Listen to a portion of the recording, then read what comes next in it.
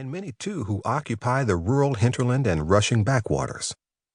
There are older black folk in the South who embrace more conservative moments of liberal thought, while some adhere strictly to left-wing beliefs.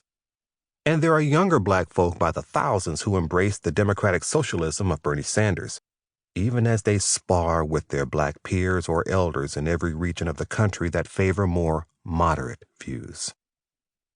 Black folk also feature measured political figures like Bakari Sellers, the millennial son of black activist royalty from South Carolina, and Maxine Waters of the Silent Generation, an 81-year-old progressive firebrand who was awake decades before woke folk got awakened by a political alarm clock a few days ago.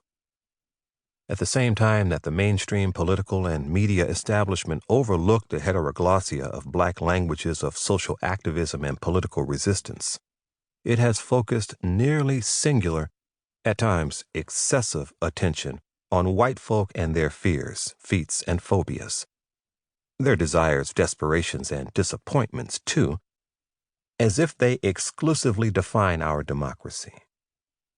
When important white ideas and issues are engaged in exclusion from black ideas and issues, it makes the white ones seem essential, natural, normal, and definitive, and the black ones appear inessential, abnormal, aberrant, and incidental. When we talk about putative white economic anxiety in a fashion that ignores the persistent economic vulnerability of black folks and communities, it makes it appear as if black folk don't suffer the same, if not considerably more, anxieties. It makes it appear that black economic woes don't shape the nation in the same way, or that they don't impact the conduct or conscience of the country in the same manner. Or, more bluntly, it makes it seem that what happens to black folk pales politically and economically in comparison to what happens to white folk.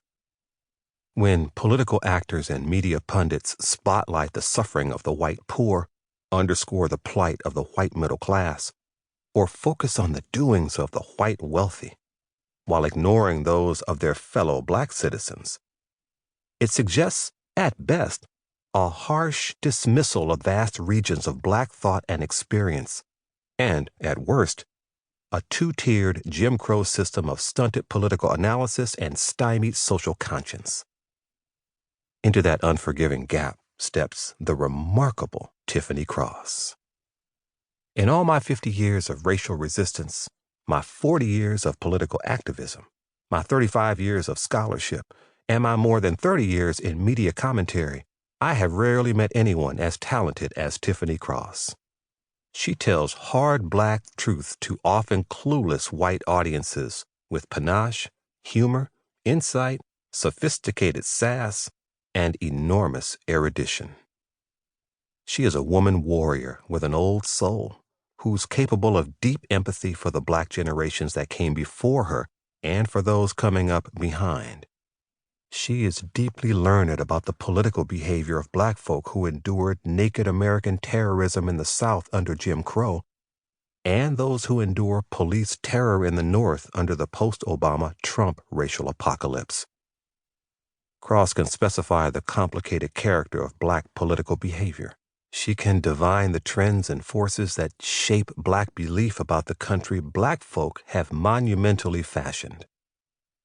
Cross pays serious attention to black unemployment and ideological variety.